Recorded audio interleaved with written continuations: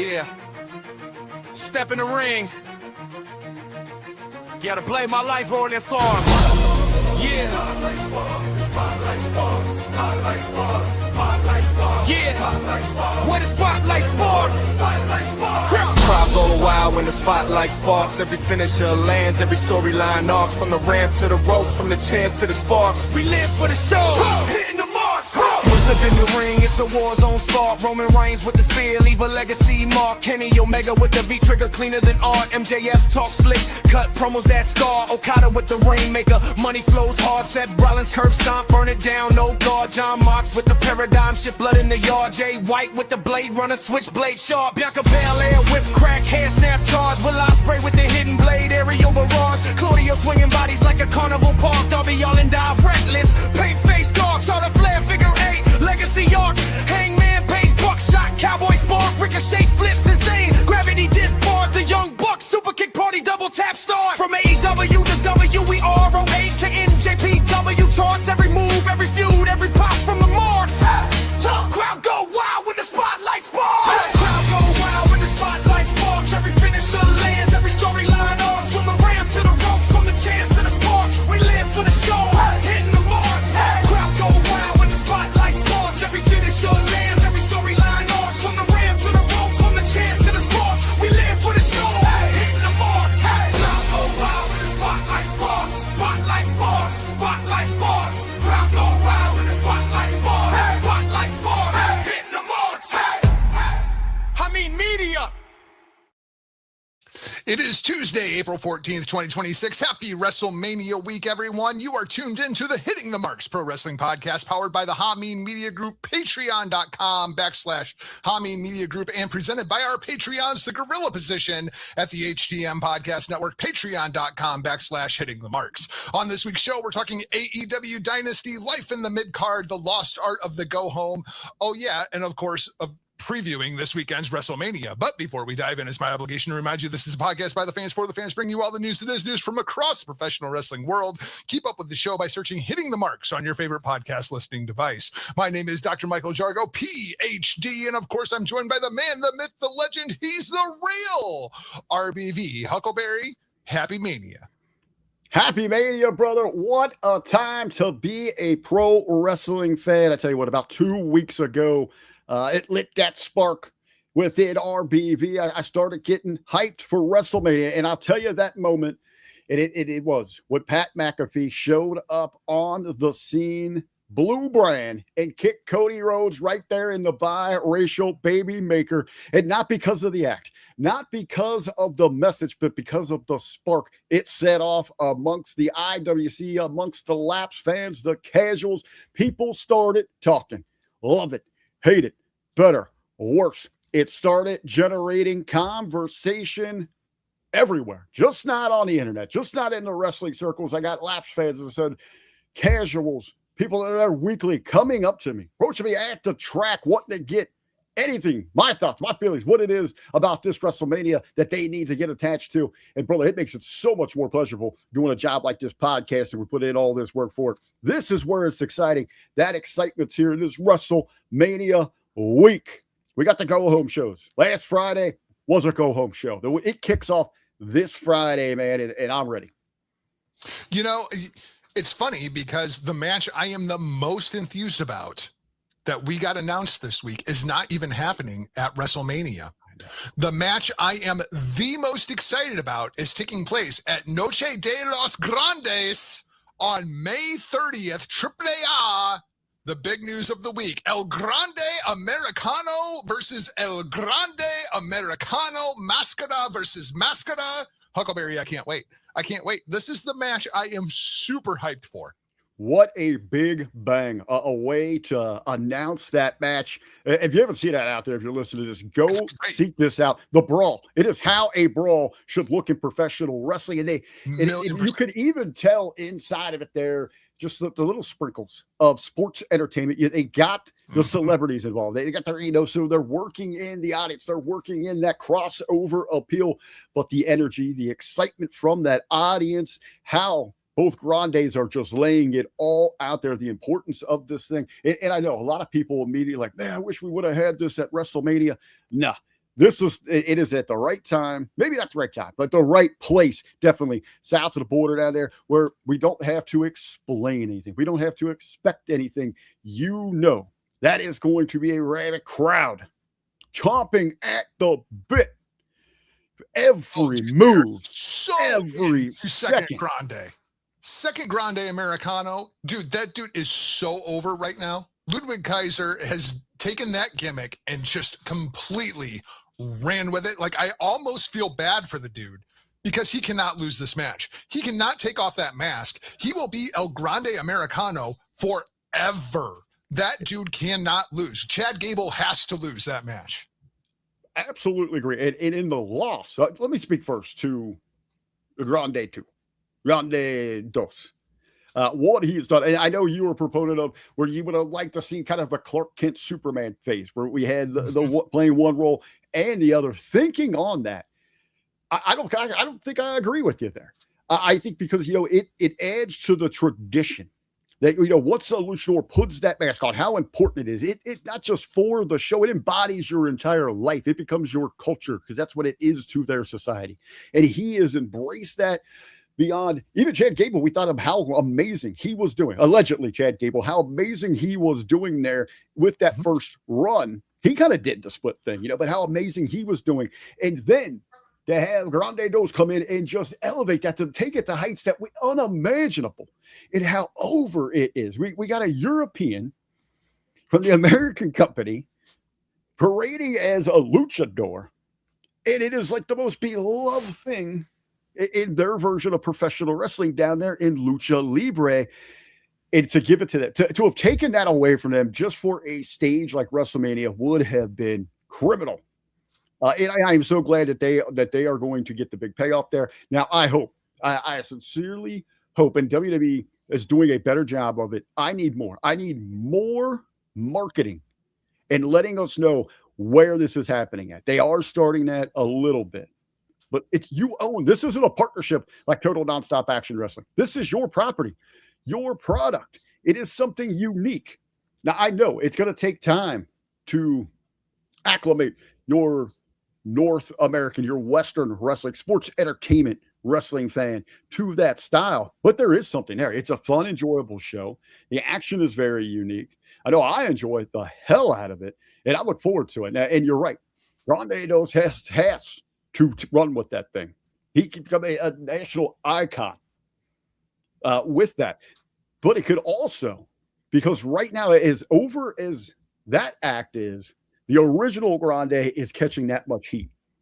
Mm-hmm. And Chad Gable himself, even unmasked and returning now to the full-fledged American hero, could take his heat to the next level.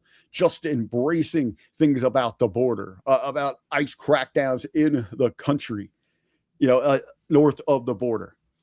Dude, there is so much endless potential for big money programs down there. If Michelle McCool's husband, with his hand at play, can act, isn't afraid to push that envelope. He needs an ICE driver. That's what he needs. Like, he needs a move called the ICE driver. That he needs that. It's weird though, because in the States, the original El Grande Americano is portrayed as the babyface, and El Grande Dos is clearly the heel who stole the gimmick. You go down south of the border, it's totally the other way around. Like, El Grande Dos is clearly the babyface. I saw a meet and greet over the course of the weekend. There was a little kid. He could have been, I don't know, maybe 6, 7 years old. Kid was in tears, just like bawling his eyes out because he was meeting El Grande Americano. It's incredible what Kaiser has done with that gimmick. Absolutely incredible. The second coming of Santos out there. It really is. It's bizarre. It's bizarro world. It's Bret Hart, right? Like he was a babyface in Canada, heel in America. It's the same thing. It's a very, very interesting dichotomy. May 30th. That's the date. The other thing that you said there that intrigues me, you hate cruiserweight wrestling. You hate all the flippy shit, all the weird like in-ring stuff. Why is it working for you in AAA and not in American wrestling?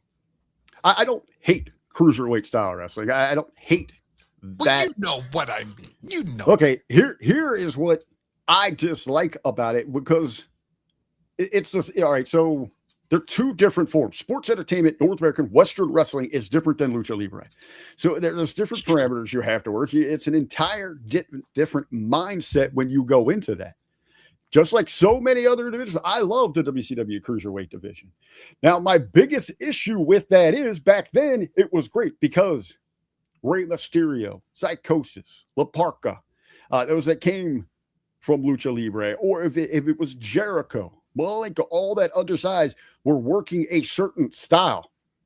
I didn't see Kevin Nash and Big Show trying to work that style. Kevin Nash tore a quad even thinking about doing a Hurricane Rana. Yeah, but that's the problem today. Now I tune in and I've got Carmelo Hayes and Little Dragon working a certain style. Time I get to the main event, I got Kevin Owens, all those guys, all of them try to do now. They calm their stuff down a little bit. But you know what I'm saying here? Because now everyone's trying to get their shit in. It ruins the experience. It takes away how unique it is to the certain divisions and the size of the athletes. That's true. It's true. It's just very, very interesting. I mean, even a company owned by WWE and the difference in the presentation is very intriguing to me. I wish Raw and SmackDown had those identities. Like, you go back 20 years, SmackDown had its own identity. Raw had its own identity when Heyman was booking the SmackDown 6. Even down to the sets. Shows. Even to the sets and the music and the style, now it's just cookie cutter. And I'll tell you another thing about Lucha Libre that I really appreciate. It's outside of the bell to bell. I love the characters. I love the tradition that goes with the style. I love the pageantry, the presentation with it. I'll pull the curtain back. I've got about 12 pages of probably size 10 font ready to go. When I can pull the trigger to get back into promoting, well, I'm going to just open a Lucha style 4 to 6 events a year specialty show with some awesome characters and some awesome gimmicks, because I think that in an indie level, especially here in the Midwest, is something that could really sell to at special times.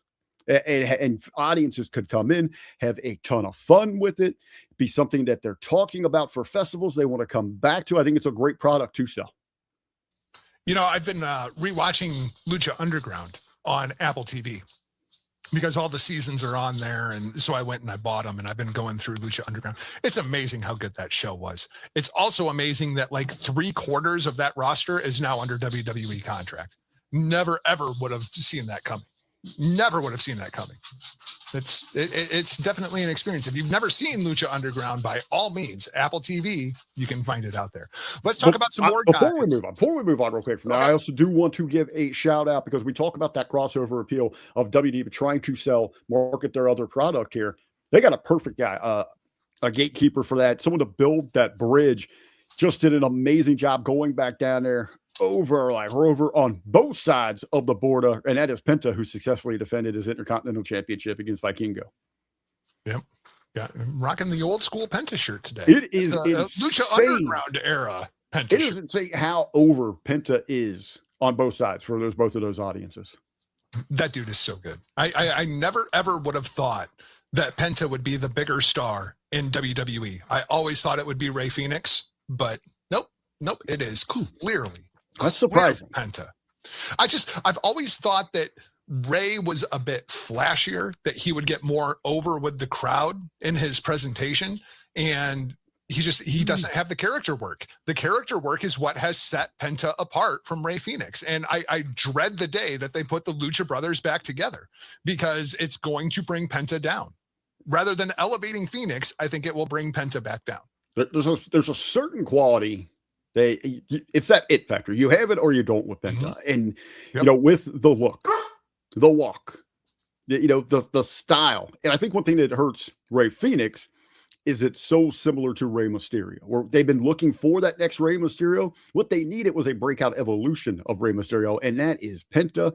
And for a guy that is completely covered up with mask and paint and tights and spandex and boots from head to toe, I don't know how he does this. I mean, you talk about the ultimate it factor. His body language is incredible. Yeah. Yeah. And that was one of the things that always made Rey Mysterio so great, was he could emote from underneath of the mask.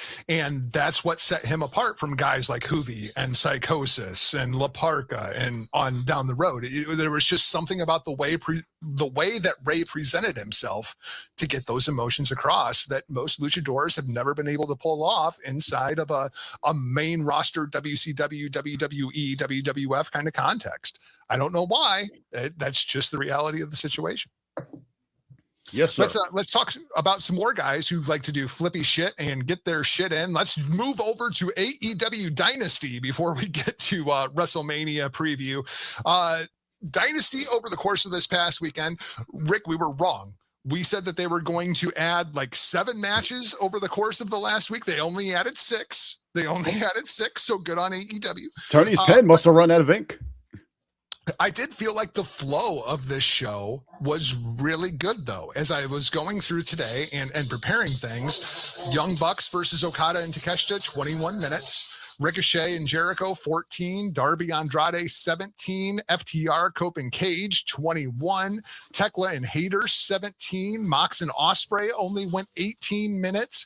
The Trios titles match only went 10 minutes. And then you had MJF versus Kenny Omega, which went 39 minutes. Like, this was a much better paced show than what AEW has been putting out.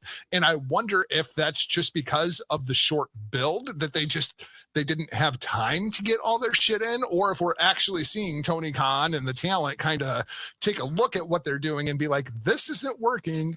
Let's try this instead. Now, also tack on to that, though. I mean, if you're going to go all in, no pun intended here with it, let's add on the 5 pre-show matches as well, though. I mean, so you are in for a long haul. If, there happens to be something on that pre-show that you're interested in, you're kind of stuck there for that entire thing. And that's one of my big things with AEW in any company that's going for these extended. And I know in their minds, it's the bang for the buck. And we're going to take care of it. We're going to ask you to put out $40, $50. We're going to damn sure make sure that you've got your fill of wrestling. But there's something also called consumer fatigue. And that is very true in professional wrestling. It is across the board in sports.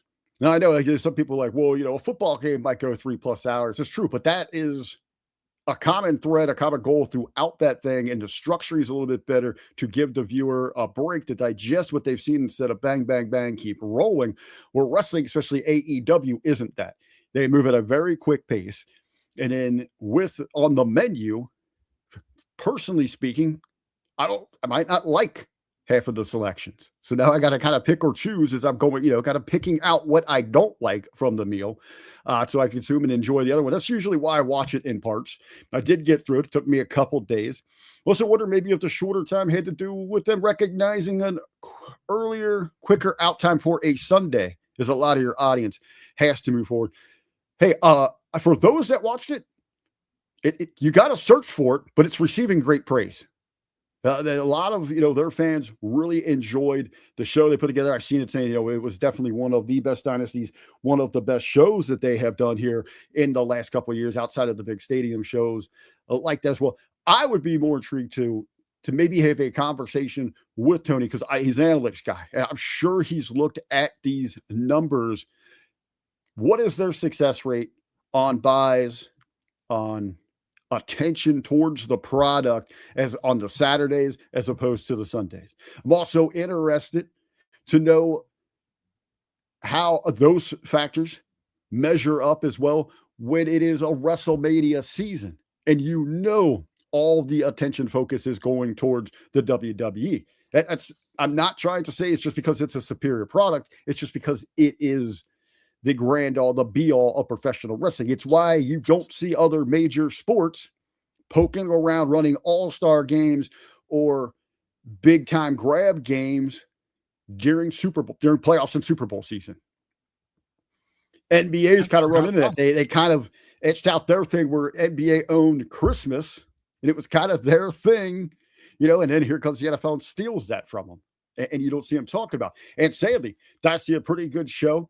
But when you go to your socials right now, Jargo, you scroll up and down, you're seeing little to no conversation about Dynasty. Really, if you're getting any conversation about AEW, it's about MJF shooting off his mouth at Carlos Silva from Total Nonstop Action Wrestling for pulling talent from some matches during WrestleMania week. Yep, absolutely. Let's kind of run through the card. We're not going to go through all of these match by match, but there are a couple highlights that I'm interested in. The Young Bucks defeat Okeshta, I guess is what we're calling them, the team of Okada and Takeshita. This felt much more like a New Japan Young Bucks match to me. And I know we have talked about this going back many, many years, that the Young Bucks that you saw in New Japan Pro Wrestling versus the Young Bucks you saw at PWG, Ring of Honor, even inside of AEW, seem like a very different tag team.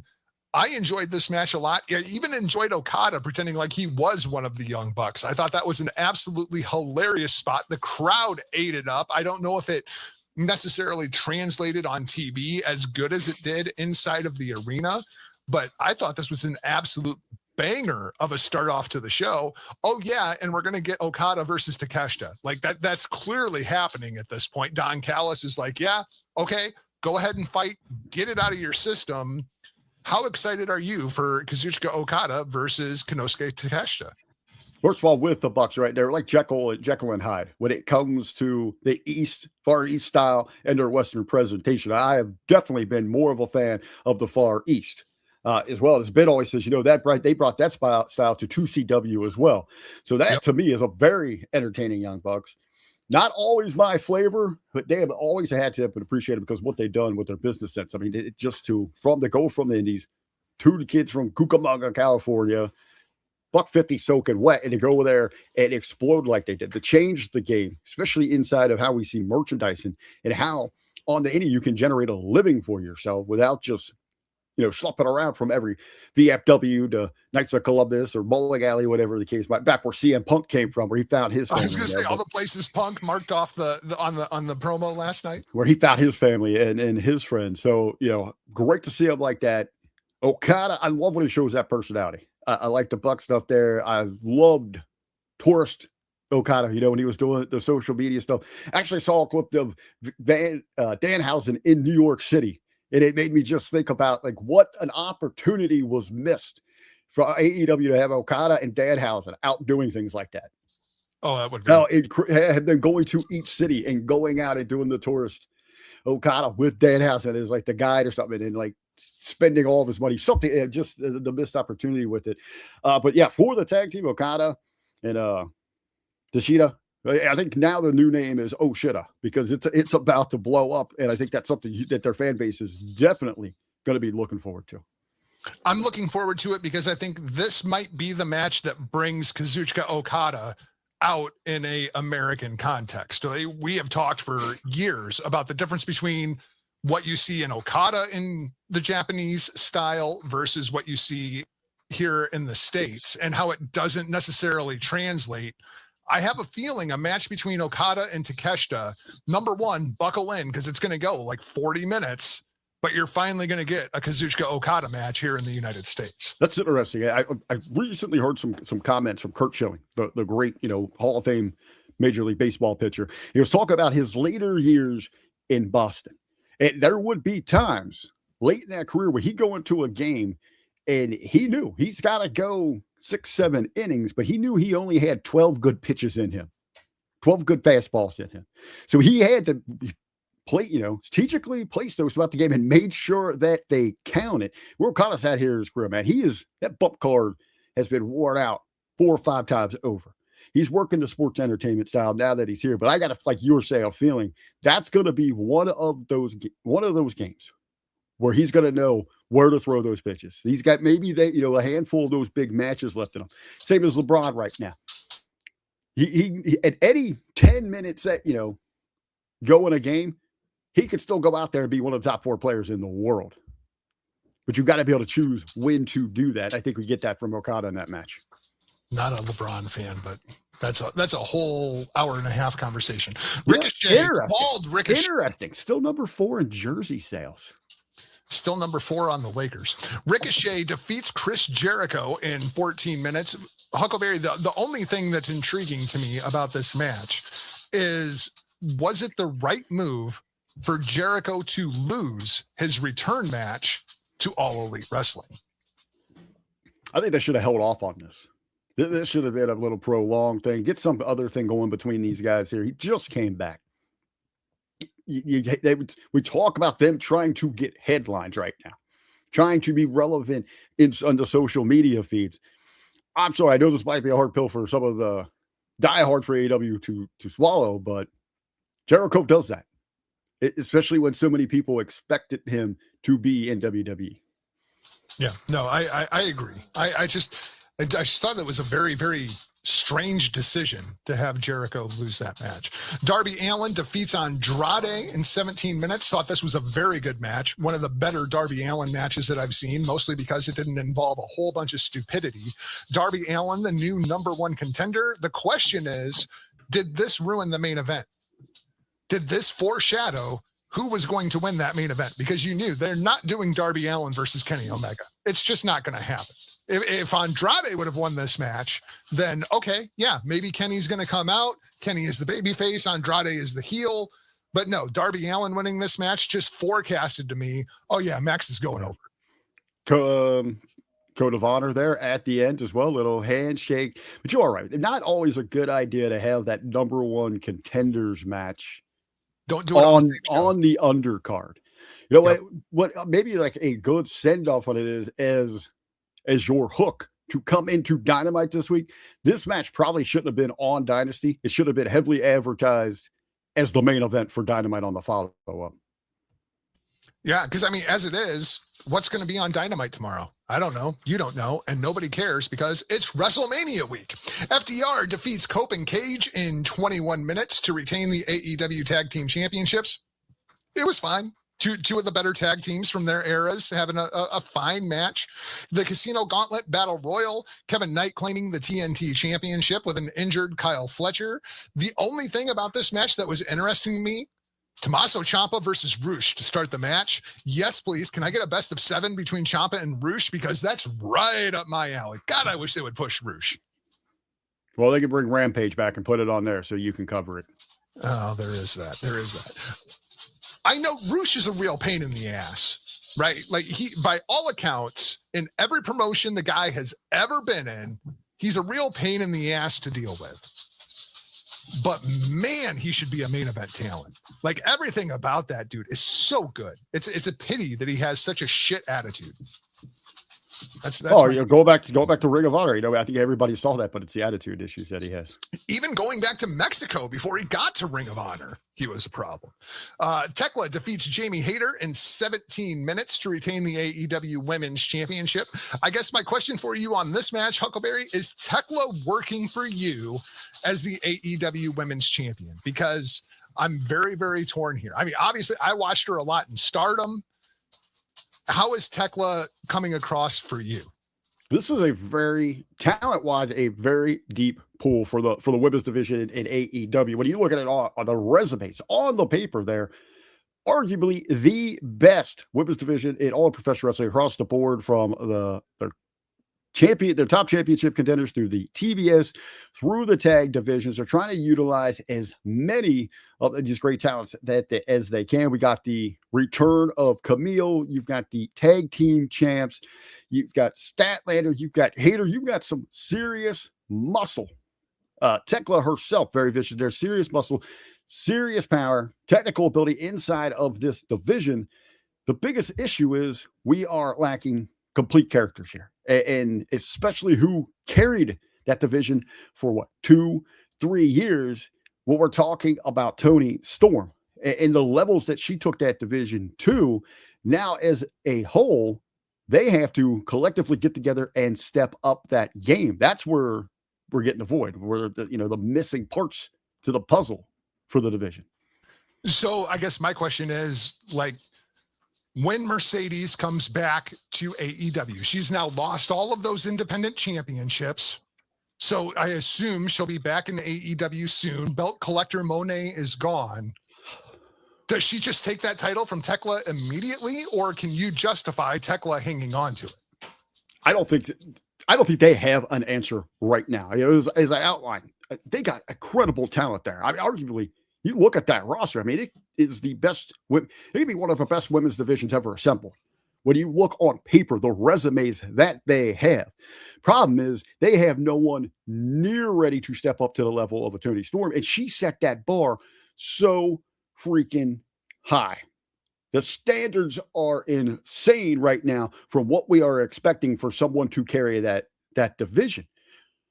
I honestly think the return of Mercedes Moné, that is an anchor. I think that slows them down. I think it holds them back. One, because it is going to be a massive pop. It still blows my mind. I regularly say it. I think she is the most overrated, overhyped, overpaid talent, male or female, of the last decade. Kudos to her for getting Tony Khan to write that kind of check, and she can cash that each and every time out. But when it comes to her work, nothing impressive inside the ring. She thinks that going out there and just trying to replicate an Eddie Guerrero bell to bell is going to get her over. She doesn't understand any of her character work. She never has understood any of that because she is not any of those characters. She isn't a boss. She isn't a CEO. She doesn't understand what it has to be a bad bitch. It's not in her. It projects that way. But there is still a draw for fans. I would still have her on my team. You just got to make sure that you're casting her right. You're projecting her in the right light. I think it sets that division back and ultimately hurts them more to bring her back in and put the strap right back on her, or put it on her at the top of that division. It's interesting that, we're sitting here talking about the AEW women's division and Kimura comes in here. If Hana Kimura was still alive, I think she would be AEW women's champion right now. I think a potential interesting conversation over in the chat, Mr. Todd Brantley. Always joining us there, bringing up some great insights, some great points, but also that Britt Baker. That's what it is. Not Braun Breaker. Britt Baker, the dentist. That could come back. She needs to come back. And she could handle that role in that direction. Couldn't get his comment out. Huh. Wow. Tongue-tied. Talking too much today. I still think Britt Baker is NXT bound, but maybe that's just me. John Moxley defeats Will Ospreay to retain the Continental Championship in 18 minutes. I'll bring this back to the Jericho conversation. Was it the right move for Ospreay to lose his return match, especially when we all assume Will Ospreay versus MJF is going to be the main event for Wembley Stadium? This entire program, I have a little trouble following it. I'm glad they're trying to pay it off instead of just moving on it because the characters have kind of changed and it's been so long. Yeah, agreed. Just something I haven't really been able to get in. I think Ospreay, it is strange. I mean, I know Moxley has such high standing within the company. They protect him to no ends there. More than anybody else in the company, Moxley is protected. I mean, they treat him. He gets like the Brock Lesnar treatment over there. Yeah, absolutely. So yeah, a little surprised. Not disappointed, but just surprised. And I really wanted this to end that. Maybe they're doing this by design just to keep Ospreay kind of in that mid, so they kind of get that maybe surprise pop when he does emerge as that contender. I like the storyline of Ospreay having the match won, and it wasn't enough. He had to keep going. He had to keep pushing his luck, and then Moxley catches him. I did enjoy that little dichotomy. Well, is it? Yeah, is that match announced? Is that MJF is supposed to defend the title tomorrow night? I believe that match is announced. Is Darby going to win it? No, okay. Absolutely not. Absolutely not. Because and the reason is we're getting ready for Wembley Stadium. You want MJF to hold that championship and have Ospreay be the guy to take it off of him. Like, I don't know if you get some kind of a schmaz finish, if you get some kind of a bullshit finish. I don't even know how many pay-per-views are between now and All In, but no, Max is holding that title until Wembley. I firmly believe that. But yeah, when they got Ospreay, you got the Owen Cup coming up here. As Brantley saying here again, it probably plays out where it's Ospreay and Moxley in the finals of the Owen Hart tournament. Ospreay gets finally that big win there to go ahead. If that's going to be your case, almost, going back, I just kind of go back on what I said. I think I probably would have kept them apart and then revisited that heat. Yeah, but I understand why they did it too, because they had to move on from that story, and you couldn't do that without having a blow-off match between the two of them. One of the dumber bookings on this show And I say that because the Dogs win the Trios titles on Collision and then lose the Trios titles at Dynasty to the conglomeration, the team of Orange Cassidy, Roderick Strong, and a returning Kyle O'Reilly. Like, I feel like, granted, Gabe Kidd is hurt. So we know we're going to be without Gabe Kidd, and that sucks because I feel like he was finally starting to get a little bit of traction inside of AEW. I'm very, very high on Gabe Kidd. But the conglomeration? Really? I mean, okay. Whatever. They are over with a certain fan base there. What's up with the Gabe Kidd like peeing on the couch thing? It's Gabe Kidd.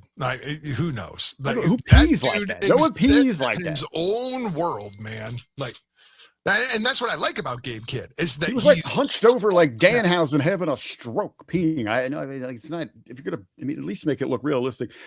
When we talk about consumer fatigue, that's one of those matches. That's consumer fatigue. To me, that's like the equivalent of, I watch incredible amount of football during the week, during the season, especially on Sunday. Got that NFL Sunday ticket, baby. Got the quad games going on every game, but in the middle of the afternoon, I need a break. I have football fatigue. I need a break. That sucks. And this is kind of like that. It's kind of like the Titans are playing the Cardinals week 7. I just needed a break from this one. I felt like this match was there to be a come down match between Mox and Ospreay and MJF Kenny. Like, that was the point of this match, and that's why it only went 10 minutes. Popcorn match. It's funny that the Trios titles match was the shortest match on the show. The match with the most people involved outside of the Casino Gauntlet was, the shortest match on the show. Whatever. MJF retains over Kenny Omega in what I assume will end up being one of those matches that we will talk about at the end of the year for a match of the year contender. I thought this match was absolutely fantastic. No complaints whatsoever with Max going over here. Yeah, a lot of people too about how it happened. I mean, he's a heel. He's going to do heel things. You got to keep that kind of heat. It's not like Max can out wrestle Kenny Omega. We all know better than that. It's what kind of chicanery can he pull off to go over on Kenny Omega? Yeah, so kudos to them on that one. They got that right. I just kind of thought there wasn't a lot of hype going into this show. Obviously, we're not getting a lot of hype after. I would like to see this maybe get a little bit more attention, but you needed something. You needed something to kind of grab. You knew what you're up against right now this time of year. Throw Kenny out there. He's one of those guys, as I said, talking earlier. In Canada. I mean, if the show wasn't in Canada, I don't think they go to this match. Great grab there as well. But Kenny is still one of those guys. Every time he is out there, love him, hate him, it just blows my mind that he's able to do what he's doing after what he went through. It blows my mind that he can do what he's doing at his age, especially after what he went through. Like, he's not the best bout machine anymore. He's not the cleaner. He's not the guy that you want to build the company around.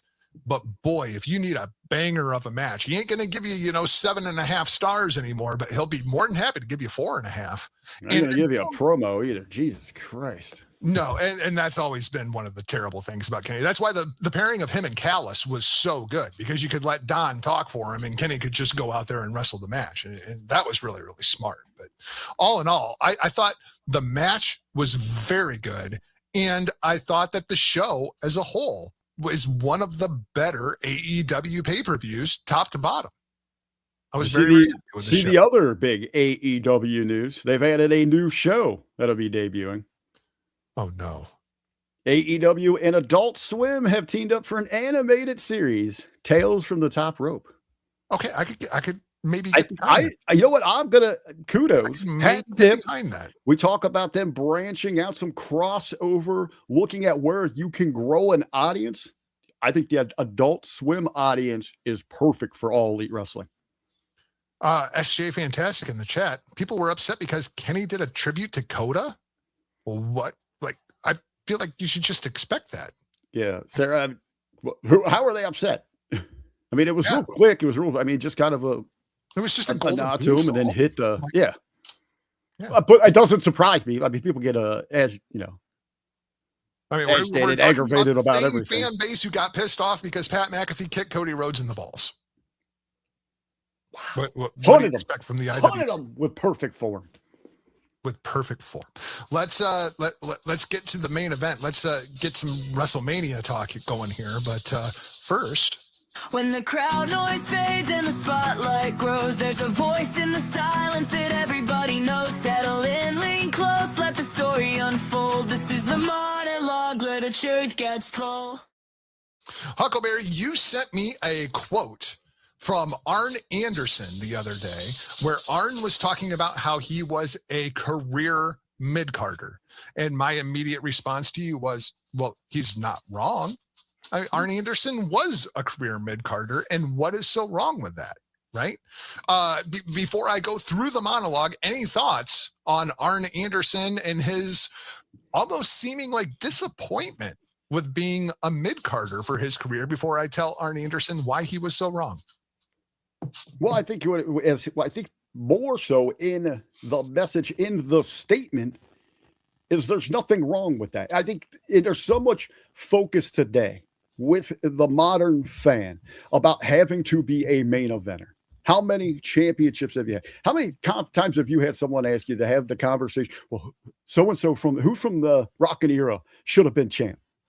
To me, it's not. I mean, and I love when they throw out names. And then when I ask the simple question, like, book it for me. Where does it work? How does it make sense to take Hogan out of the top spot? Tell me the story. It doesn't. And those in working in that mid card, those guys were true superstars in the sense. And it wasn't because we were filtering and shuffling the deck so much, moving people in and out of a main event spot. That entire mid card there, from Jake to Hacksaw to Coco, all those guys were superstars that people knew in the general audience. Just not even in a wrestling sense, in life. You know, we've got structure in our society there.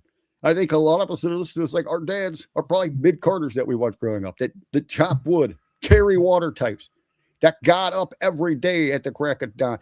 Most likely didn't come home till sundown. You know, busted their freaking backs to build this type of country. So to me, there's nothing wrong with being mid-card. And when you look at Arn Anderson, surrounded himself with some of the greatest names in professional wrestling. But when it came to getting it done, he was the one that always stood out in the longevity and post-in-ring career. And even today, when he speaks, how many people just stop and listen? As well, in sports, who ends up rising to the top post-playing career? Not the number one guys on the roster, the guys that were the mid or maybe number 40 on the roster, because they were studying the game. They understand it a little bit more. Steve Kerr, perfect example. Steve Kerr.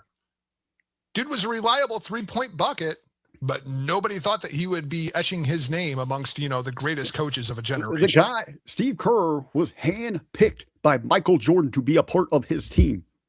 Yep. But he was as mid as it gets. Yep. Mid-card as it could get. Let's talk a little bit about the art of the mid-card. We spend so much time glorifying the top of the mountain that we forget something. It's simple. It's something honest, something that this business has proven over and over again, and that there's absolutely nothing wrong with being a mid-card. Not in wrestling, not in sports, not in business, not in life. Because the middle, that space between the spotlight and the shadows, is where the real craft lives. In wrestling, the mid-card is the heartbeat of the show. It's where the characters are built. It's where the stories are tested. It's where the crowd learns how to feel. The main event might sell the poster, might put the butts in the seats, but the mid-card is what people stay in their seats for. It's the glue. It's the rhythm. It's the foundation. And let's look at some of the names that are etched into that foundation. We'll start with Arn Anderson, the enforcer, the man who made every match credible just by stepping into it. He didn't need the world title because he was the standard. Mr. Perfect, Kurt Hennig, technician so good that they called him perfect. He elevated everybody around him. He didn't need to be in the main event to be iconic because he made the mid-card feel like it was prime time. The Miz, Huckleberry's favorite wrestler. Beat him in beer pong. The definition of longevity. A man who took the Intercontinental Championship and treated it like a world title until everyone else had to respect the championship and him. R-Truth, the Swiss Army knife of WWE. Comedy, chaos, athleticism, timing. He can walk into any segment and make it work. That's not mid-card. That's mastery.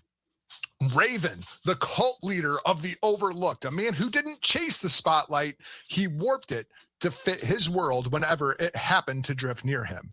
Those aren't almost, those are craftsmen, architects, the people who made the show work. And then there's Cody Rhodes. Cody Rhodes? Yes, that Cody Rhodes, a man who lived in the mid-card for years, a man who was told he was good, but not that good. A man who carried gimmicks, carried belts, carried segments that weren't supposed to matter until he made them matter. Cody proved that the mid-card isn't a dead end. It's a forge. It's a proving ground, a place where you can learn how to talk. You can learn how to work. You can learn how to connect, how to reinvent, how to rise. He walked the same path that every great mid-carder before him walked. And then he kicked the door open and became the headliner because the middle sharpened him for that moment when the top finally called his name. And that's the thing that people don't like to admit. The mid-card isn't where dreams go to die, unless you're Dolph Ziggler. It's where they learn how to survive long enough to come true. Sports tells the same story. Dynasties aren't built on superstars alone. They're built on role players, glue guys, veterans who stabilize the game and teach the rookies how to be professionals. You don't always remember the stats, but you remember how the team felt when they were on the floor. Life works the same way. Most of us aren't chasing superstardom. Most of us are just trying to build something steady, something meaningful, something that lasts. And there's dignity in that. There's pride in that. And that's the quiet excellence that doesn't need applause to validate it. Being a mid-carder doesn't mean that you're not good enough. It means that you're essential. It means that you're trusted. It means that you're capable. And sometimes, if you keep showing up, you keep delivering, you keep refining, you keep believing, the mid-carder can become the headliner. Just ask Cody Rhodes, who faces off this weekend with Randy Orton. Huckleberry, I said all those nice things about Cody Rhodes. He still owes me $50. Randy Orton is putting that motherfucker down this weekend. Number 15 for the Viper, right? No question. Randy Orton walks out world heavyweight champion. You know, as Jimmy and I we were talking on this week at WWE, looking at the card, looking at the go home. Where do we feel? Where do we stand? And I think this is one of those. I would have had this down on my card, but I'm sorry here. The introduction of Pat McAfee and Jelly Roll, not just because it's them, but because of the message that is being put out there. And I kept looking at this, especially with Pat McAfee. It's so out of his character for who he is. I saw that. I was going to say, you want to tell the story or me? But I was going to say, we got a Raven story. But does Pat McAfee, because the villain that he is not who Pat McAfee is. He is the good time. He is the hype guy, puts things on a pedestal, makes you feel good about sports. That's his entire MO. He's not the guy that goes out and says things for the shock value. He's not a Stephen A. Smith, a Jim Rome. It's just like, oh my God, they actually said that type of guy. On the other side of that coin, I started thinking, is Pat McAfee perfectly casted in a spot that is my voice? Your voice that comes from our ears, that's been screaming for years. This isn't our wrestling. We want our Attitude Era back.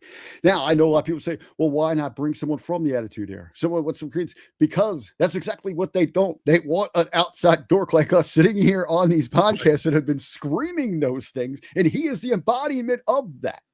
And you've got Cody that represents all that is new. You know, in the world of TKO, WWE. Roman represents all of that. So is that a way? And one of those asinine things, whoever thought this was a good idea should get checked, fired, whatever here, that they thought anyone, any walk of life, no matter what they did, was going to boo Randy Orton. It is absolutely, it hasn't been paying attention to the product. So they trying to get someone to take that heat. So McAfee is the messenger. Is he representing us that have been sitting here bitching for 20 years to give us back our wrestling? And they finally are going to shut us up. Especially doing it in St. Louis. Like, who thought that would, did you really think that you were going to get any heat on Randy Orton in St. Louis? Right. Of all the towns in St. Louis? Really? Really? No, not happening. Not happening. You didn't answer the question. Orton goes over, right? unquestionably, Orton goes over here. I don't know. I am rooting for Randy Orton. I think it is an absolute necessity that Cody evolves. He has to get away from the championship quest. We need something from him that is deeper and more meaningful than just being QB1. We need something that eats inside of his heart and his soul if he's going to continue on as a babyface. Now, the heel turn could be very easy for Cody. You can generate that heat, snap the fingers. But Cody seems dead set. He wants that spot. He wants to live in that glory. And that's perfectly okay. But the issue is it's such a difficult role to play in 2026. You look at when Hogan had that ball and ran with it for so long. 9 years at the top of WrestleManias. In that spot. He embodied the American dream, no pun intended, the prayers, the sweat, the vitamins, giving it your all to try to grab that slice of Americana. As we go into the Attitude Era, society evolves. We're ready to rage against the machine. We're fighting back against the man, against authority, across the board. We buy into that. Steve Austin, that's who he is. That's who he represents. The way vast majority of the fans can live vicariously through that. But when we define an American dream and a hero in 2026, that is a mighty, mighty mountain to climb because of so many different viewpoints and so many different opinions and how easy it is to get those expressed out there to the rest of the world. So for Cody to try to embody that is damn near impossible. Oh, no, I completely agree. So with Cody, if he wants to continue in that path, and I believe me, if you're selling out $9,000 a seat bus rides, I'd be a little hesitant to turn too. I don't want to be turning away any cut of that merchandise or that slice of the pie. I mean, the thing for me is I don't need a Cody heel turn, but I do need a Cody evolution because Cody Rhodes, that's a must. He has to change. He's the same character that he's been since he came back to WWE. It's like, dude, you finished the story. Now he's just treading water. Like, you need a new story because what you're doing is just, for somebody who's only been back with the company for what, 5 years, 4 years? 5. He feels so stale to me at this point. Like, we need some kind of an evolution of whatever the American nightmare is. It doesn't have to be a heel turn, but I definitely need something different from Cody Rhodes. It's even in his presentation. Ben and I had a great conversation about this last week on a Monday Locker Room. During the 90s, when Cody's looking up and looking at stars, not just in professional wrestling, but obviously you look at somebody like a Ric Flair from the wrestling world. But when you look at the other stars, Michael Jordan, who we were talking about, always dressed to the nines. If he's not in the uniform, on the court in the uniform, what was he doing? He was dressed in a top of the line. Drinking, gambling, smoking cigars, and playing golf. We'd see a lot of that, but he is dressed to the nines. The best suits that there were. Even today's presentation is so different. We don't dress like that. You're a suit guy, but you got your sneakers and your t-shirt on under there. So it's evolved in that. He's got to get with those times to connect. And this is an honest thing. I feel more connected to Cody when he comes out in his jumpsuit than he does in his business suit. Jimmy asks, what do you do with him now? Change his hair color? No, that's not what I need. I don't need a change in the presentation. It's a philosophy. Yes. That's why Jimmy's not getting hired to book anywhere. Okay, well, let's talk about QB1, right? QB1, Joe Montana. Perfect example. You know what got Joe Montana fired up? What made Joe Montana into Joe Montana again after he got hurt? Steve Young taking QB1. And then you saw a more aggressive. You saw a Joe Montana that had to prove himself again. A Joe Montana who went to Kansas City so that he could get himself back on the map. It didn't necessarily work out the way that Joe Montana wanted it to, but we saw that evolution of QB1. And that's what we need out of Cody Rhodes. We need something that's not just, I'm QB1. I'm the face of the company. Well, why? Why do I want to cheer for Cody Rhodes? Give me a reason to cheer for Cody Rhodes. And I haven't had that for years with Cody. I realize I'm the minority. I realize that. We need to always find that deeper connection. And those are the long-lasting stars that we have. Austin's was short and sweet, but, an example there with Austin. One of the greatest technicians, Stunning Steve, freaking incredible. But, he did. He changed that look, but more importantly, he had to change his style, which changed his presentation and his mindset. I mean, even as much as the whole Stephanie McMahon segment, what was Cody Rhodes' response? Thank you. Really? Really? Thank you? That's what you're going to give me? Thank you. He's a dork. Okay. The character is a dork. And I hate that because, getting to work so close with so many OVW people that have seen the real Cody Rhodes and realize what a great dude this guy is and how passionate and how much this means to him. God, creatively, please give him more. Yes, please, because he has the acting chops to pull it off. There's not many guys in the company who do, but Cody does. He's worked at it. He's went to acting classes. He hangs out with Stephen Amell, and he's evolved as a person. Give him that ball and let him run with it instead of asking him to go out and run the same 6 plays every game. What we say that the heel turn, because God, it would be so easy. I mean, there's so much that you could hate the suits, you could hate the cigars, you could hate the tour bus. Too easy. That's the problem.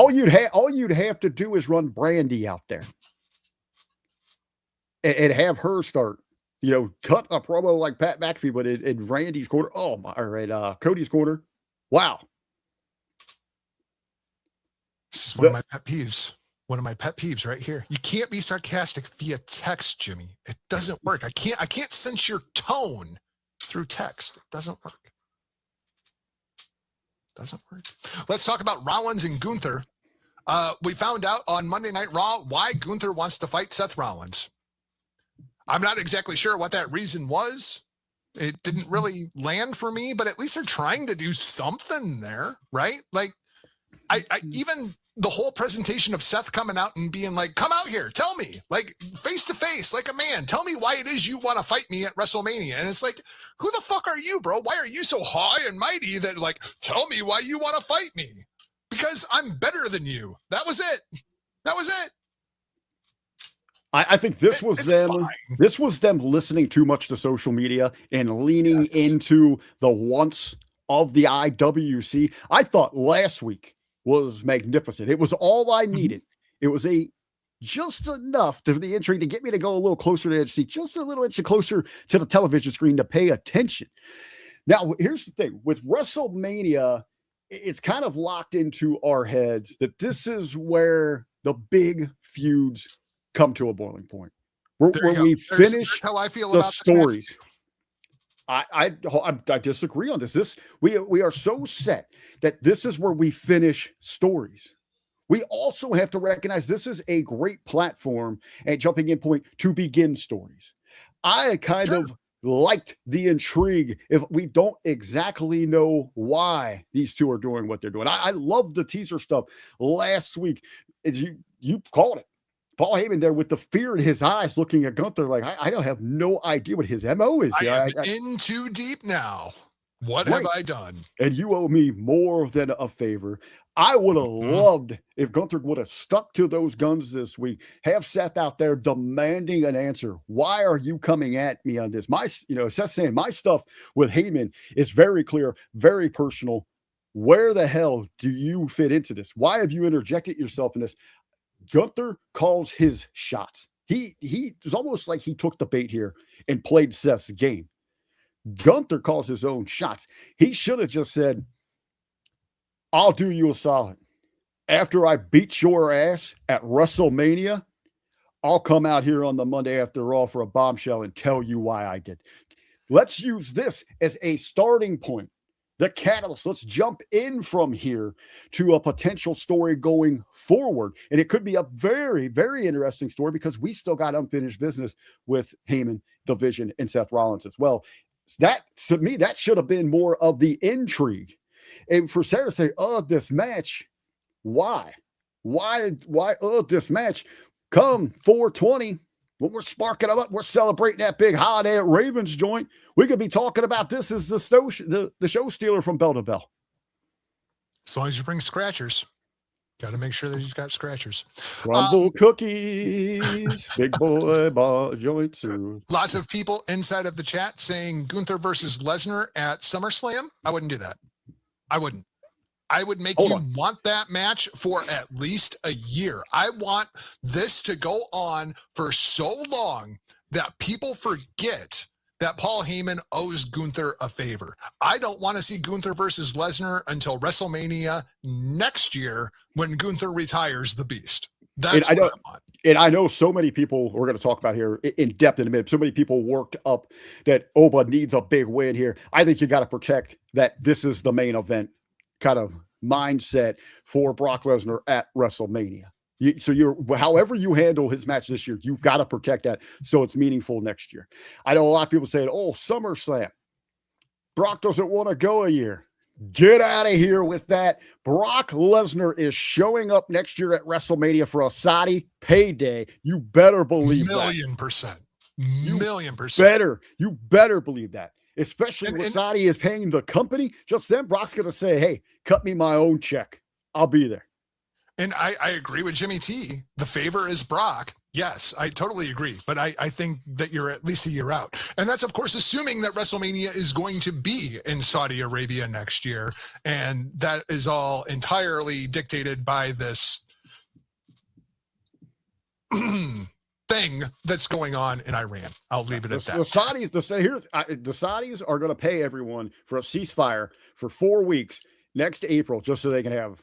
They're just going to pay everyone to stop shooting each other. Well, they pay Formula One more than what they pay WWE to come over there, and they canceled that race. Irresistible Forces take on Charlexa, Bailey the Bird, and the Bellas. I mean, does it really matter? I mean, I think I just put the Irresistible Forces over. I don't see any reason to take the titles off of them. I'm with you here. It's Jimmy too. He wants a big long run from our big powerhouse broads there. I'm with it. Let's establish it there. They look great as champs. It's a great side piece there. And there's a lot of talent in that women's division. We're putting over the AEW women's division. There's a lot inside of WWE, and it's nice to have those outlets to, somewhere they can focus on, pair them up, build real teams with them before we start into these singles thing. Hey, for me, when it comes to the women's side of this card, I'm looking forward to this one second most. Really interesting. Which one are you looking forward to the first most? Oh, right up. It's in my top three that I'm looking forward for the entire weekend is Stephanie McCare and Liv Morgan. Yeah, it's actually the next match I wanted to talk about. And I'm with you. I'm very much looking forward to this match because I think it's going to be really good. And I really like the way that they have built this program, especially giving Stephanie's inability to speak fluent English. I think that Liv has done a great job carrying this program. As big of a Stephanie McCare fan as I am, I think I put Liv Morgan over at WrestleMania. That's another tough call for me right there. And those are the types of matches that I like, when it's not an obvious outcome there and you could see it working in both directions. But going back to how they started this program, when we had the Telemundo soap opera style, they were Liv's crying there and Stephanie's kind of cussing out. You're getting the subtitles and Dobbs trying to translate it. Who knows what the hell Michael Cole's doing in the background. I think it's just one of those things. That thing probably sounded great creatively on paper. And they're like, this is going to be a hit. This is going to kickstart this thing. And they realize, let's pull back. Let's just go basics with this thing. And since then, I've really liked, especially the backstage, the vignette packages, promo packages with Stephanie, where she can feel free to express herself in her native language. And we get the captioning with it as well. But when we have to be actually present there in the arena, they've escalated it to a level where it's essentially been on site with these two. We're throwing down. And it's something you don't see in the rest of this division. We're talking about that tag division where it's just like we're hugging, it's BFFs and hugs through every team. And it's so aggravating. People don't act like that, especially you go out into society. They don't act like that. You live in an asshole of girls. You know what it's like when they grow up. It's not that way. These girls can be very catty, very manipulative, very backstabbing and on that. And these two they have expressed that they do not like each other. They both want to be the top queen, the top dog in that side of that division, and it has been thrown down. I think what actually helps so much in that is the lovely Lady Lumps, the accident there. That is a great addition to this thing. Ever since that Telemundo soap opera act, they have turned it up on this. I'd say sitting here, you had to put the hot poker to me. I'd say this is probably the second best build on this entire card. I don't disagree. You brought up something there that made my brain go to funny places, where you said that it's on site with these two. That should not end at WrestleMania. Like, these two need to be the WWE Women's Division version of Peter Griffin and the Chicken. Every time they are in the same place at the same time, it's on site. Every time for like the next 3 years. This needs to be Dragon Lee and Hiromu Takahashi. Like, they should just 1,000,000%. They have to, like, I mean, I wouldn't even be opposed to this getting so violent and going on for so long that Nick Aldis and Adam Pearce are like, we have to split these two up. And one of them goes to SmackDown and the other one stays on Raw. And when it comes to a crossover, whether it be, War Games or WrestleMania, SummerSlam, if they're in the same place at the same time, Peter versus the Chicken on site, and just keep this thing going for years. I'm totally on board with that. When it comes to the winner there, I could obviously, I think Liv is in that star level right now, where she doesn't necessarily need a championship, but I think the championship would benefit her. Especially, we got the music video. She's dipped her toe into acting. So she does that crossover stuff. And I think she has an appeal where she has the opportunity to be a great brand ambassador with the PR, even in that heelish role. So it helps that title. What is Stephanie Vaquer without that championship, though? So if you're going to take that off, right? If you're going to take that off of her creatively, you sure as hell better have a plan to develop a personality and a connection with this audience. We saw that when you debuted her. Running her out as simply as a wrestling machine did nothing. Even putting the belt on her did nothing. It was not until this program with Liv Morgan that we're really starting to notice and care about what she has going on. Yep, completely agreed. I think I do that. I think I go Peter versus the Chicken.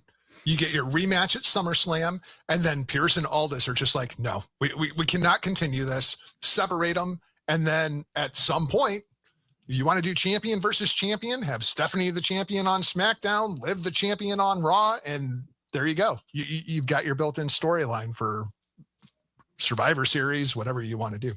We will talk a little bit more about Liv Morgan and her music video towards the end of the show. First, we have to talk about Jacob Fatu and poor Drew McIntyre.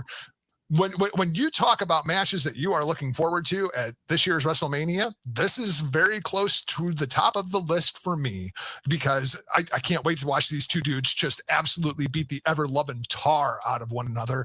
And I'm going to be disappointed. I'm going to be very disappointed. If this match does not go on for at least 20 hours, I am going to be very disappointed.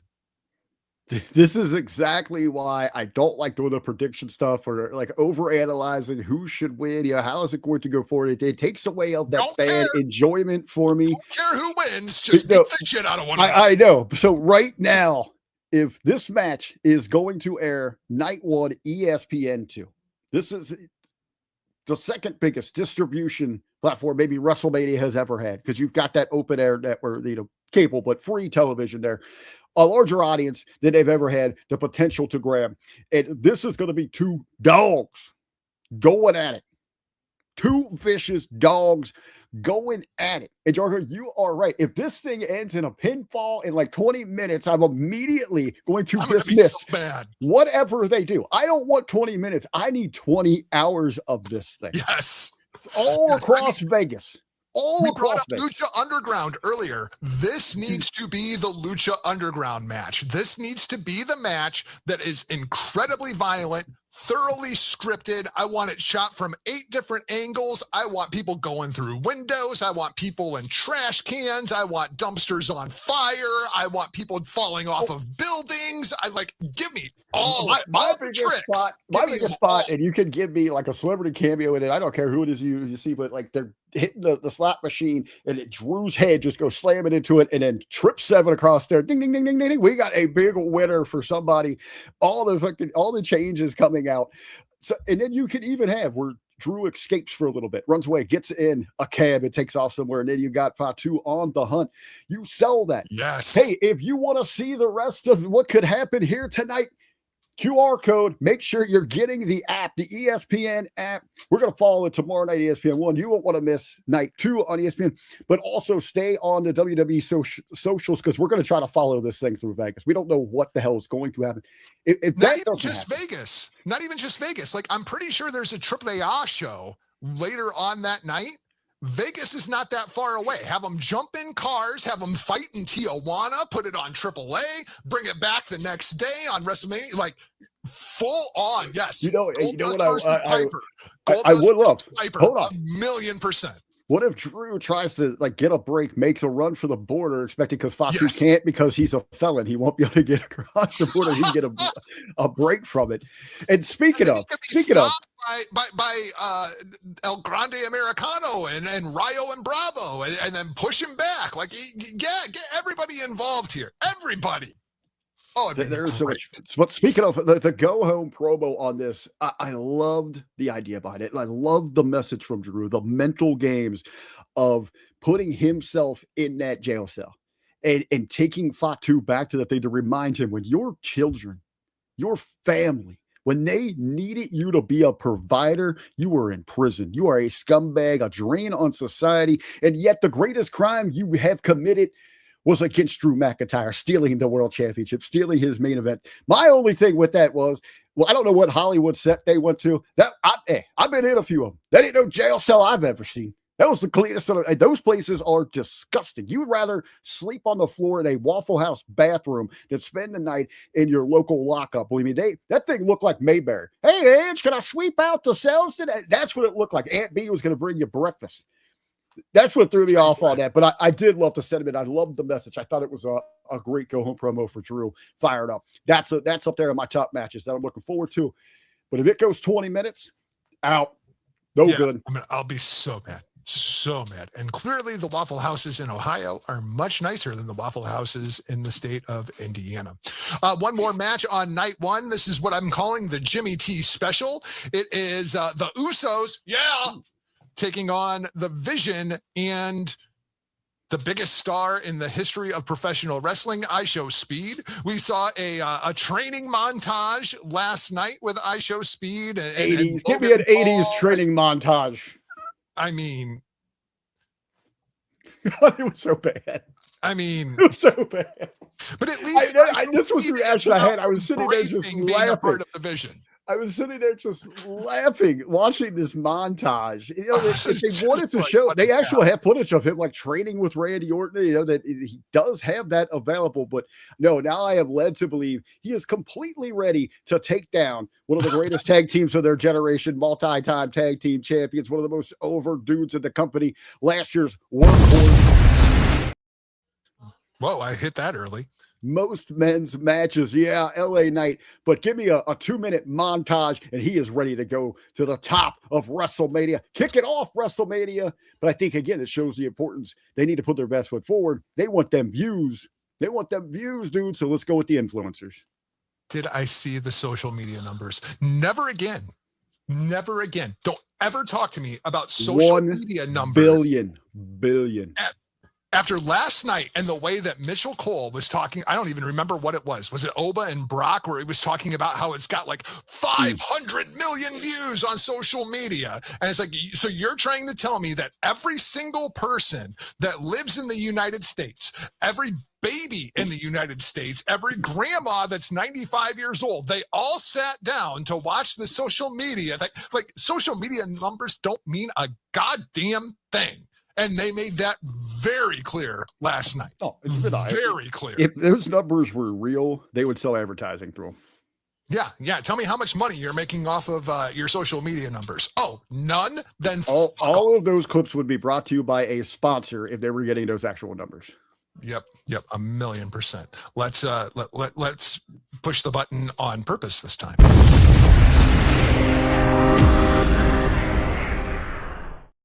So it's WrestleMania week, and we have 2 nights of WrestleMania, and that means, ladies and gentlemen, you get 2 monologues this week because they did something on Monday Night Raw last night, or rather didn't do something on Monday Night Raw last night that really made me mad. You know what week it is, right? It's WrestleMania week. In case you've happened to miss the memo, it's the finish line. It's the payoff. It's the moment the entire industry circles on the calendar every single year. And yet somehow the art of the go-home show has slipped through our fingers. WrestleMania used to have these great go-home promos that felt like the world was tilting, promos that made you stop whatever you were doing, lean into the TV like the performer was talking directly to you, promos that didn't just sell the match, they sold the moment. The go-home promo was the last promise before the storm, the final heartbeat before the bell. It was the moment where a wrestler didn't just hype the match, they justified it, mostly because they wanted your money.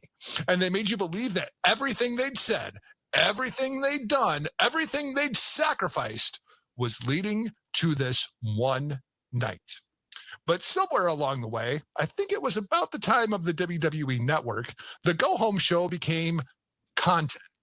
Just another week, another segment, another recap package, another contract signing where nobody signs anything until the last 30 seconds. And that's a shame, because if there's ever a week where the go home should matter, it's WrestleMania week. WrestleMania is not just a show, it's the Super Bowl, it's the Oscars, it's the season finale rolled into one night.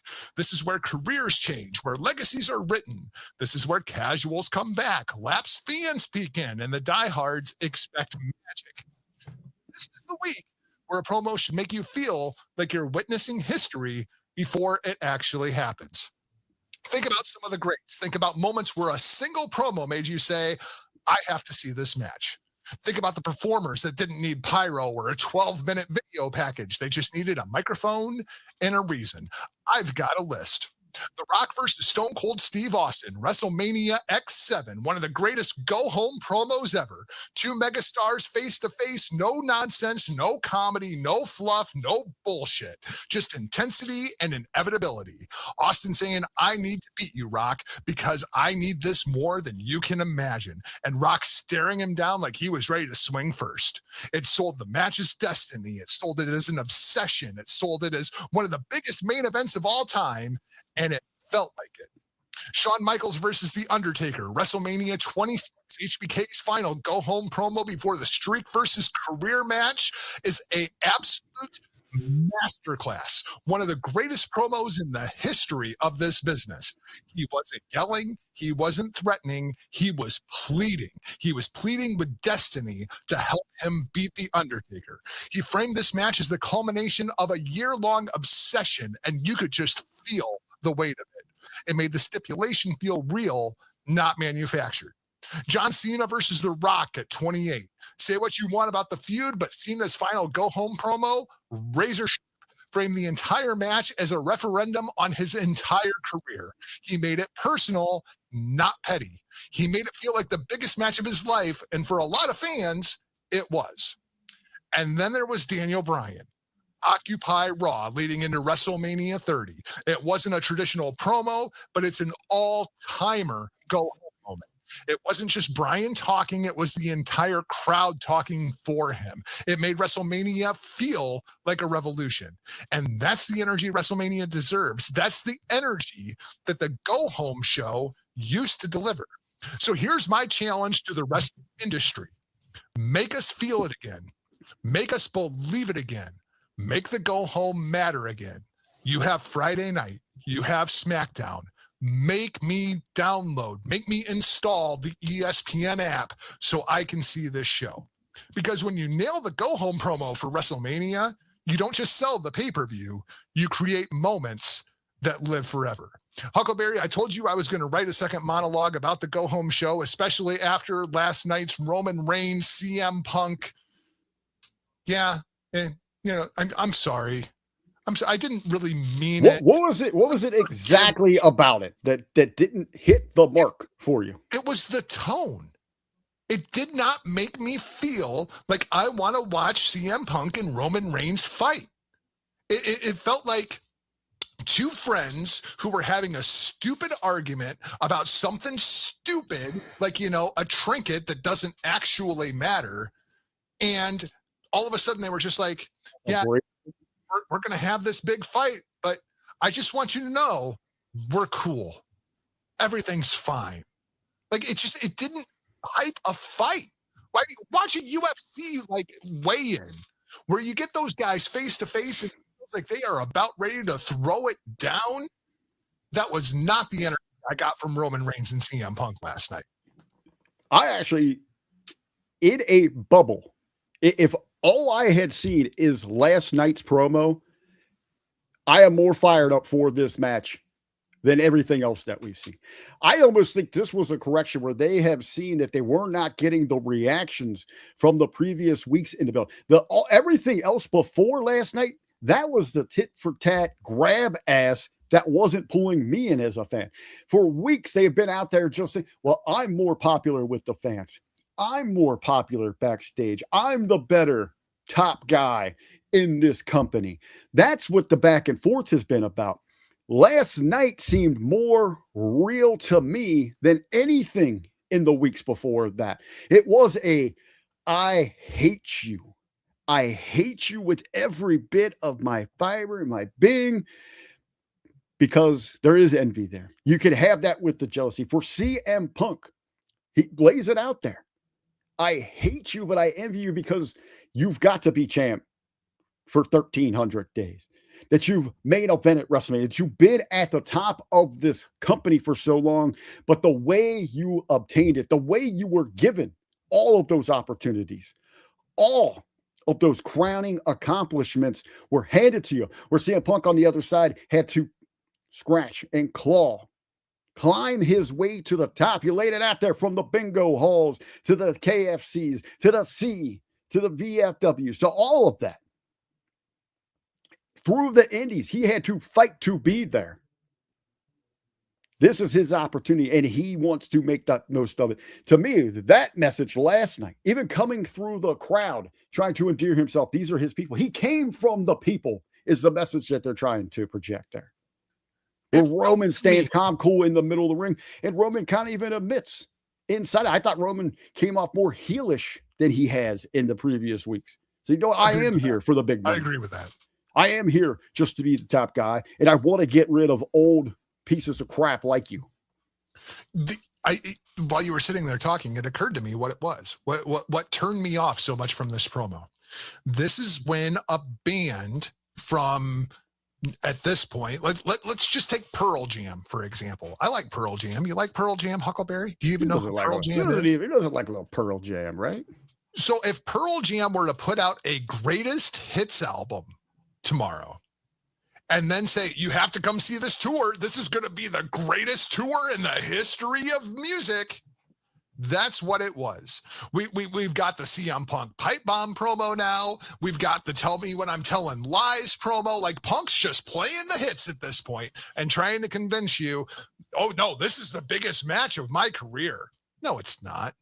No, it's not. Like, I get that it's important because it's your first, WrestleMania singles main event, but no. Okay, but that is the ultimate goal. That's when you define it. You have made it. You're legit to be there, to be a standalone singles match championship bout main event of WrestleMania. That is your defining moment. You look at other sports. If you're a pitcher, you could go out and throw 10 no-hitters. But to be there in Game 7, to close it out, to throw that third strike, to win a World Series is a crowning moment. That is your biggest game. That is your biggest accomplishment. That's what CM Punk is trying to say there. What was Roman Reigns trying to say? Because, I mean, I don't really know. We had that opening video package from Roman Reigns and then the promo in ring, and none of it clicked for me. What was none of it? I liked that opening, that cold open there. You get we should have got more with that from Roman. We didn't need all the in-ring every time they're both there, it was the same cookie cutter. Wait till the last segment. One comes out first, gets cut off. The formula was so bland and boring and repetitive. It was hard to get hooked. Neither one had a strong message up to that point. We had a different table spots and all that. If they would have started with the elements of last night's promo and started just putting pieces of the puzzle together, would have been a much more personal build, like you're saying. Almost more than the championship is what this needed to mean to them. But outside of, if Roman just wants to say, hey, it is about the championship to me, or is the championship and then this. What Jimmy T said right here. Oh, yeah. That was announcement by your tribal chief. I was like, what the fuck are we doing right now? What are we doing? Go back and listen to that. I don't think that's his voice. That sounds like an AI added that someone thought was going to get over it. That doesn't even seem like something that Roman Reigns would agree to. I know, right? It just felt so disconnected. But I do have a point that 100% verifies that I'm right in this conversation, Jarko. There you go. Jimmy T agrees with you, so I'm right. Jimmy T. So you're saying everything that Jimmy T says is gospel now. So you're fully on board. I Show Speed should be headlining WrestleMania Night 1. No. He was saying what you were saying. You agree with him. I don't agree with Jimmy T about my. And I approve that message. Demon Finn takes on Dirty Dom. I'm excited for this one just for the entrances because, Dirty Dom's entrances at WrestleMania have been top notch, and Demon Finn is going to be fun. I mean, we haven't seen Demon Finn in 3 years, something like that. I really hope that we get Demon Finn and Danhausen crossing paths like they're long lost brothers. I feel like that needs to happen. I don't want them to cross paths, but I wouldn't mind Danhausen trying to pass as the Demons to get something. I don't think there's. I want to see Danhausen do the Demon entrance. I need that now, complete with the. I don't want to see those characters interact with each other, but I'm okay with Danhausen dipping his toe into the Demon stuff, like out there trying to pass off Demon merchandise as his or something like that. That would be absolutely gold. Absolutely need that. I know. Last week it was kind of surprising, like out of nowhere, the Demon's on the poster. They verified last night it's going to be the Demon versus Dirty Dom. That's another great point. We talk about our potential favorite matches, what we're looking forward to. Part of WrestleMania is the pageantry. Also at WWE, they look for that big pop. That's why they're going with this. This match right here. I don't know. It's got to be all that much bell to bell. I know they got the potential for it. This is going to be about the entrances. Yep. And my favorite part of Raw last night was Dirty Dom pleading with Adam Pearce. No. He said he's dead. I signed up for a match with Finn Balor. I didn't sign up for a match with a demon. Was great. I absolutely was popping left and right for how worked up. Now, we could go full circle on some storytelling here because we haven't really ever played back anything with Danhausen cursing Dom, except for losing the belt, but. Yeah. Oh, yeah. I'm totally down for it. Another match that I'm much more excited for night 2 than night 1. Do we agree on that? That's a tough one. I have to go back and look at that. I mean, looking at the cards, I'm way more excited for night 2. I think two of the 3 matches I'd put at the top are on night 1, but on night 2, I know we're going to talk about it at the close, but looking forward to the real main event. Kind of just does. Night 2 is it for me. I think that is where it's at. I mean, so you got Punk, but I could probably turn off ESPN at 6:30 Eastern and be good. Punk and Roman, Demon Finn versus Dirty Dom in the battle of the best entrance, both of which are going to lose because you have Sami Zayn defending the United States Championship against Trick Williams. Trick Williams is going to have the entrance of WrestleMania. I firmly believe that the Trick Williams Little Yachty entrance, it's not going to be for me. It's not going to be for you. We are way too white for that. But it is going to be a spectacle, and people are going to be talking about it for years. We so white, we make Trick's wardrobe look pale, look bland. All right, that's how white we are over here.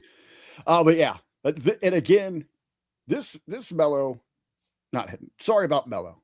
You're going to the sideline. You put in some great work, kid. But this moment, they didn't want him to take away from that. This isn't about Sammy trying to squeeze him in there. This is because they know what they got. This is a moment, a shining star moment, making of a mega star. We're going to use this everywhere on his promo stuff for Trick Williams. And I think they do know it. And I think that's why you got the Sami Zayn promo that you got last Friday on SmackDown, where he's like, I'm not doing it for all of you that are booing. I'm doing it for my fans. Like, it felt very heelish on Sami Zayn's part. I almost expect a double turn at WrestleMania. Sammy is out there representing us white dorks that don't get it. Yep. 1,000,000%. Jade Cargill versus Rhea Ripley. I don't know what to expect. I mean, this might be your 7-minute cool down before, the main event match. And I feel like this program deserves better than that. I'm just not sure that I trust these two to go out there for more than 7 minutes and have a match where they're not actually beating the hell out of one another, because they do not like each other at all. You've got other working parts here. I was ready completely right off Jade Cargill last week when she got paired up with Munchies and B-Flop. It's working. I like it. Hopefully it's done. I hope it's over with. I hope it is gone. I'm still pretty much done with the Jade Cargill experience. She has not gotten better in the ring at all since joining WWE. And I get it. She looks like $1 million. You can print money with her. She's a PR machine. They haven't done any of that with her. If you haven't utilized that now, when are they going to start? And there's a lot of talent on this roster that looks incredible that you can get over. You can put over. You want to use her for a special attraction every now and then, that's fine. Her pairing with them as baddies was terrible. They're not helping her in any way. Now, the wild card here is we got the involvement. It seems like they're not going to have anything for themselves to do at WrestleMania. So you got the involvement of Apartment AC Wrestling. So is it going to be EO in one corner, and then replacing the baddies, you're going to have Kairi Sane. We got that drama, and Asuka. Yeah, one of my highlights of the entire week in wrestling, I thought I was watching Stardom for a minute last night. I saw Io Shirai versus Kairi Hojo, and I was in like, holy crap. It's like, 7 years ago Stardom. It's great. Great. Nice to see Kairi actually have a real match instead of just, being beaten down, but whatever.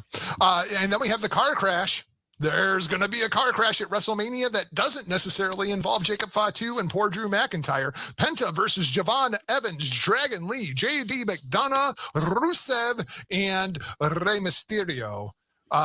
Looking forward to that. It's going to be a mess, and I hope nobody gets hurt. That's the only thing I care about. Nobody get hurt. That's really all I'm looking for in this match. Great. It's going to be a part of that ESPN showcase Demolition Derby. Going to go out there and show some amazing athleticism. It's going to be a great time. Not in a big, a big spotlight, but one of those that's going to have people talking, I think, is Javon Evans. Love that young talent. You've got the name notoriety with Rey Mysterio, Penta in his presence that we talked about early in the show. I think that's a great crossover ability as well. People are going to be talking about. And how about on that go home? Finally, Rusev looking like a beast, kicking heads off last night, getting ready to play his role inside of that match. I think it's great in its spot. It's going to be a fun match to follow up the intense big fight feel of Oba and Brock for ESPN. Another thing here, I was thinking about this afternoon. Is ESPN Deporte still a thing? Why aren't we airing some WrestleMania stuff on that channel as well? Why aren't we airing AAA on there? It'd be better than on YouTube. Well, I think it'd be a great saying. Testing platform. Let's see how it does, and then you've got these great inside of this ladder match, which is a great way to kind of connect those dots with Lucha Libre style with those big stars. Yep, I agree. Fantastic. Asking in the chat, are the Bellas clear? If not, Danhausen has made the pitch to Clone 1 that he can be Clone 2 and they can go win the women's tag team championships and take all of the human money. So it was a great segment that I saw on social media. I'm going to have to find that one. I like the one where he was trying to replace Bird Girl with Bailey. Yes. But even Larry, do you even know my name? The Bella clones. It's great stuff. Let's talk about the main event. There's only one. It's not CM Punk. It's not Roman Reigns. It's not Randy Orton. And it sure as hell ain't Cody Rhodes. It's Brock Lesnar taking on Oba Femi. It's going to kick off night 2 so Brock can go home. I can't wait. I can't wait. This match might go 12 minutes, including entrances, and I don't even care. I don't care one bit. It is about that big fight feel. As I said, if this is the best build that they've had for anything. This is the match that is selling WrestleMania. It is a reason that it is kicking off night 2 on the proper ESPN.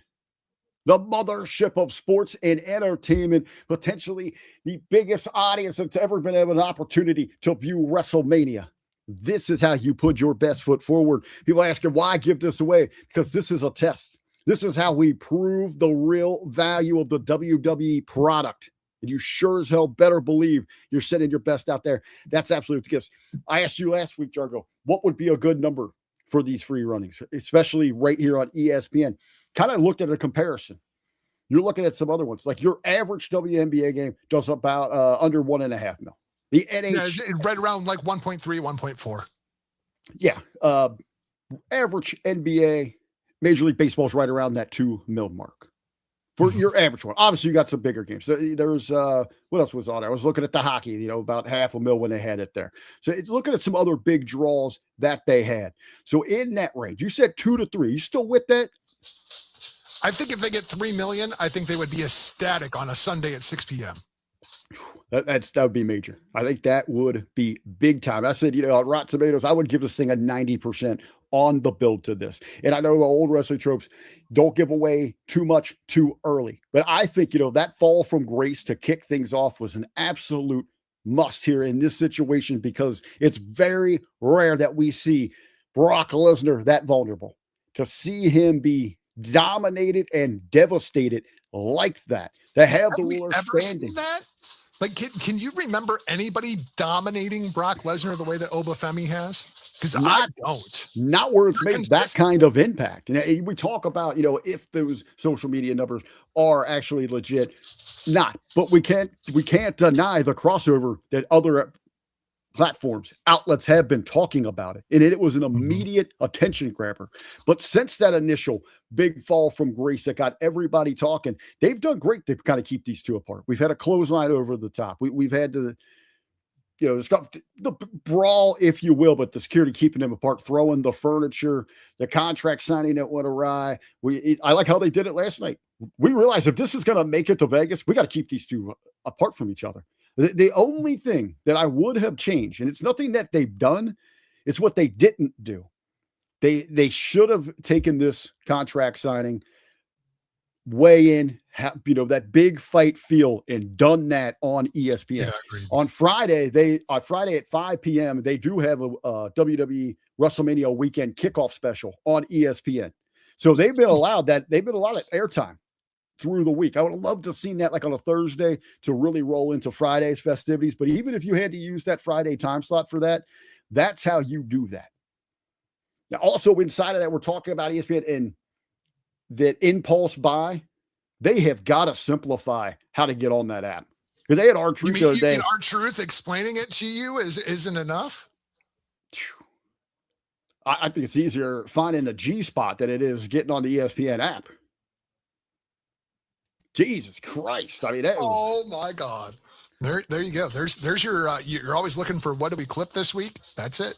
Speaking of G spots, you forgot one match that thankfully you did because it is the worst match. It's AJ Lee and Becky Lynch. Oh yeah. I totally skipped that, didn't I? I love it. I think that is so fitting of how the expectations for That's that how I feel about it too.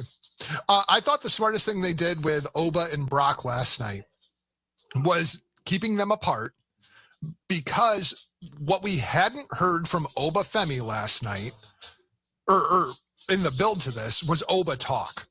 Like, we had not gotten an Oba Femi promo, and I thought the promo he cut last night was fantastic. And there's no way you could have cut that promo if Brock and Oba would have been out there together. I thought that was a very, very smart creative decision that I can only assume came directly from the mouth of Paul Heyman.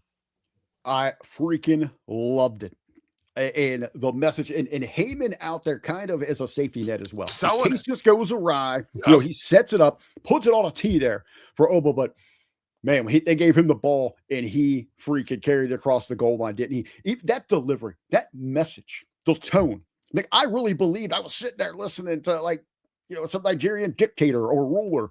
Absolutely. If that guy is a general and he's rallying up the army to run through a brick wall, you believe Straight that Congo. message. You're going to follow this dude, even in his projection and everything inside of that delivery absolutely hit. Yeah, no, I thought it was great. Even the subtlety of Brock Lesnar in his short mic work, because you're not going to get anything wrong from him. Just the way, just you're getting ready for the Paul Heyman, gonna lay it in there. Shill, baby. And Brock just grabs it and says, no one's going to remember your name. That inside of itself speaks volumes. And I think the way that Brock has delivered every line that he has said throughout this entire build is just selling his frustration with not being able to get one over on Oba. Like Brock feels a little unhinged. That goes back to that fall from grace, because Brock's never experienced that. So now he's jarred. If they didn't have a big confrontation, a big physical engagement, then Brock could have just blown this off as every other chump that has stepped up. But now, because of that big fall from grace and everything in the build here, getting the clothesline, not being able to get the best of Obafemi, that Brock sells that as very real and personal to him. And almost, when you're dealing with a very, very dangerous animal, the worst case scenario is when they've got a little bit of fear in them. Back them into a corner. You bet. Jimmy T asked in the chat, do you think Oba should go over in this match, or does he need to earn it? I don't think he needs to earn it. But I'm not sure that I would put Oba over here. I think that Obafemi can still get over in taking a loss to Brock Lesnar and then paying it off later on down the line. I do think that Oba will get his win over Brock Lesnar, but I don't necessarily think that it's going to be Sunday at WrestleMania. I'm not saying that Brock Lesnar is going to beat Obafemi. I won't be shocked if Obafemi beats Brock Lesnar. I won't be shocked if it's a no finish. I won't be shocked if suddenly Drew McIntyre versus Jacob Fatu becomes a fatal four-way and Obafemi and Brock Lesnar just happen to show up at the Sphere and they all start fighting against each other. I mean, I'm totally down for any of these possibilities, but I think Obafemi can get over against Brock Lesnar, win or lose. We've been talking about how do you protect both of these guys coming out of this match. We talked about a no contest, run it back at SummerSlam. I'm still a big fan of that. What about this? Just kind of comes to my mind as we're talking this thing out here. We talk about, this is the first time we potentially seen doubt and fear, not just in the eyes, but in the soul of Brock Lesnar. And Obafemi is the one that is responsible for this. What if going into this thing, something we have not seen with Brock Lesnar, they go in with a blatant plan to cheat and steal this win. So it's a dirty loss. It's a dirty loss. But inside of that, Obafemi unleashes the worst ass whooping that we have ever seen onto Brock Lesnar. We've never seen him sustain considerable damage before, but this goes beyond that. He goes in there and beats down the beast to a pulp. So much so that Brock Lesnar runs home. We don't see him after WrestleMania. Now, Oba's been defeated, but he is the one standing tall. They knew they couldn't get this done. They had to cheat to get out of there. And still, Brock Lesnar can't show up because he's been beaten down so much. Let's not forget, when we talk about some of the greatest matches in WrestleMania, it's the greatest moments when we started ringing that bell and we rolled out the red carpet for a brand new here in a brand new era. It was Stone Cold passing out, covered in blood, didn't get the W. If you do a shit finish here, if Brock Lesnar goes over Obafemi nefariously, and Paul Heyman comes out Monday on Raw and starts talking smack about how the ruler has been conquered and just lay it on thick. It's unfortunate that Seth Rollins has curb stomped and hit Heyman with a chair. I would love to see Obafemi put Paul Heyman through a table at the Raw after Mania. Have him just be like, no, you didn't beat me. You cheated. And now you want to run your mouth about it? And I'm just going to start destroying people until Brock Lesnar shows up so I can give him his receipt. I would totally be down for that. And unfortunately, I don't think you can do that because of Seth Rollins. Because Seth Rollins has already been beating down Paul Heyman. If you were in a situation where nobody had laid a finger on Paul Heyman for like 3 years, and suddenly here comes Obafemi after Paul Heyman, and Brock Lesnar is not there to protect him, that would have been great television. Yeah. Could have been, should have been, but. Anything else you want to talk about when it comes to WrestleMania here, Huckleberry? No, I do want to put over coming up this Thursday, April 16th, 1 p.m. right here on the HMG YouTube platform. We have a very special Hameen Media Group Talking Heads WrestleMania Roundtable. Myself, Mr. Jimmy T, the Kangaroo, doing what he do. He's going to be joining us. How about this big name, Big Ray, going to be in the house. MSG going to be pulling some double duty on Thursday. He's going to have been in the morning, join us in the afternoon. And that late night sensation. Let's go, Brandon. 5 of us going to be sitting down having a lot of fun. Just got a round table of the Joes doing what we do. We invite everybody to join us there for that live chat. And of course, we're going to have so much going on this weekend here on the platform. Tons of WrestleMania coverage. You get the Stranglemania coverage. They're going to be talking some Juggalo Championship Wrestling over on our great new show, Insanity. And then, believe it or not, there's a trio of, oh my God, I can't believe this. There's a trio of dorks that are going to sit down on Sunday and talk about All Elite Wrestling during WrestleMania weekend. Those poor bastards. Poor bastards. You know what's even worse than that? What's even worse? Let's go back to Liv Morgan for a second. Liv Morgan released a music video a couple of days ago after teasing it on Raw for 2 weeks, and everybody was like, what the hell is that all about? And then we get this Liv Morgan music video.